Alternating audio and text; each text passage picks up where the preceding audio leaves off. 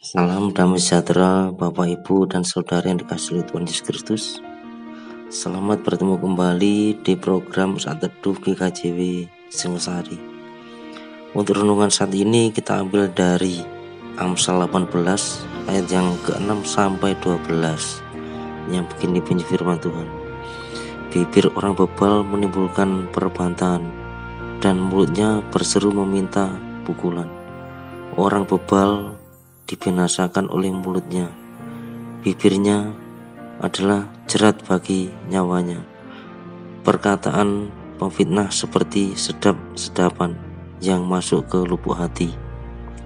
Orang yang bermalas-malas dalam pekerjaannya sudah menjadi saudara dari si perusak. Nama Tuhan adalah menara yang kuat. Kesanalah orang benar berlari dan ia menjadi selamat. Kota yang kuat bagi orang kaya ialah hartanya, dan seperti tembok yang tinggi menurut anggapannya. Tinggi hati mendahului kehancuran, tetapi kerendahan hati mendahului kehormatan. Demikian isi firman Tuhan. Untuk ayat nas kita ambil dari ayat yang ke-12, yaitu tinggi hati mendahului kehancuran, tetapi kerendahan hati mendahului kehormatan. Untuk renungan saat ini kita beri judul Selalu Belajar Rendah Hati. Banyak orang yang mengejar kekayaan, kekuasaan, serta kepuasan melalui berbagai usaha dalam hidupnya.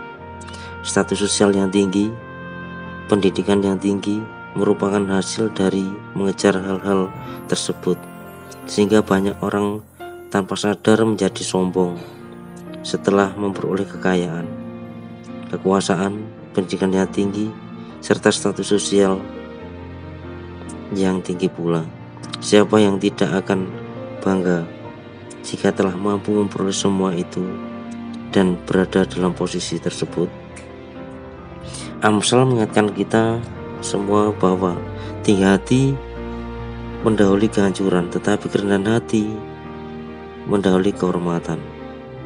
Banyak orang tidak ingin tinggi hati, namun ketika ia pada posisi mendapat segalanya, kekuasaan, kekayaan, kepandaian, status sosial yang tinggi, seringkali membuat dia jatuh pada kesombongan dan tinggi hati.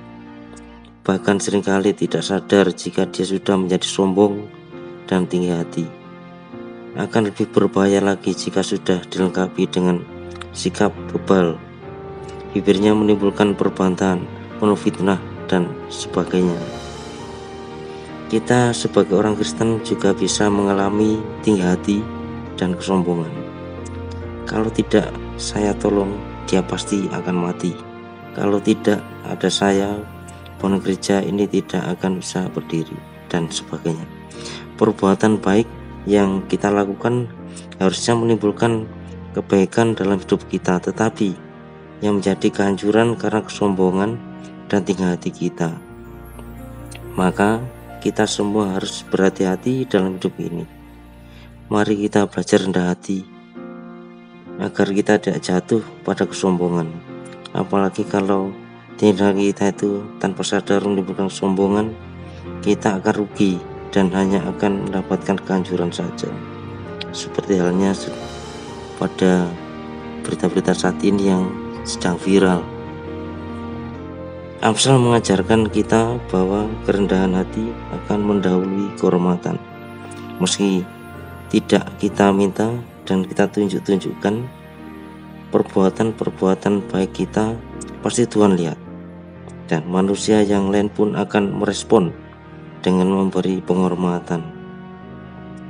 Amin.